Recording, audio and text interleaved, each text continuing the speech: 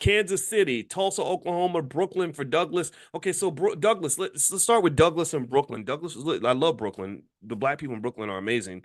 Um, I got to do another event there because when I went there, you guys really came out in droves, and I appreciate that so much. So imagine if you went through Brooklyn and think about all the skyscrapers you see in Brooklyn, just thousands of skyscraper buildings. Each of these buildings worth hundreds of millions of dollars, maybe billions for some of them worth billions of dollars. Imagine if black people owned like 13% of those buildings.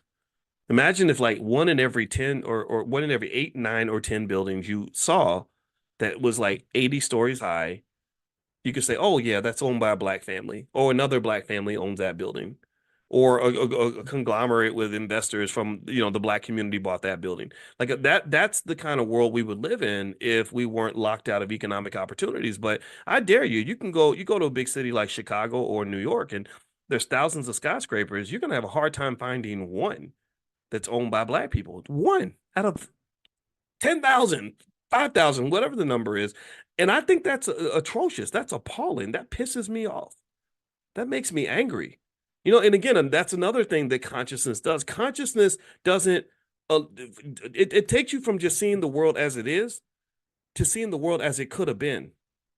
And then also consciousness allows you to see the world as it could be if you make certain decisions. So you literally can time travel, mind travel to different dimensions. You can travel through space and time and see things in various ways. So I don't really see what's happening around me very much. I'm seeing 20 years in the future. I'm seeing the what ifs all the way across the board. So the big what if is that if you didn't have hundreds of years of slavery, Jim Crow, and oppression, if you didn't have hundreds of years of wealth extracted and stolen from the black community, if you did not have hundreds of years of consistent, horrific abuse and disregard and disdain for black people, the world would look very, very different.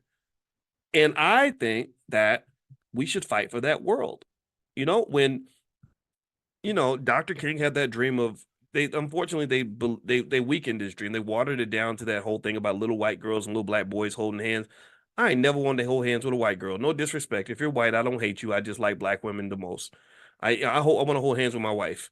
And my dream is much bigger than that. And my dream is not holding hands with a white woman. My dream is us owning what we really should own. My dream was when I went to the Black Business Conference this weekend and saw thousands of Black business owners, hundreds of CEOs. They had dozens of African delegations forming deliberate connections to do tens of millions and hundreds of millions of dollars of business with Black-owned businesses.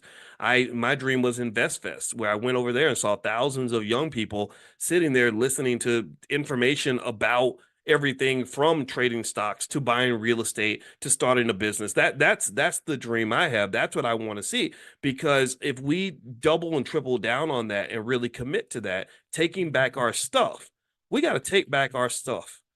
If we commit to taking back our stuff, I think that we will have a future that is incredibly bright. And not only should we do it, we have to do it. You have to do it because if you don't do it, then your kids are going to end up in slavery just like you.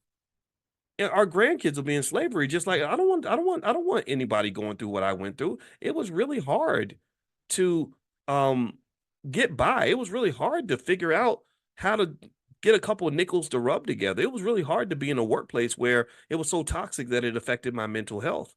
Why do you think I never worked for anybody? I never went to corporate America. I got my dream job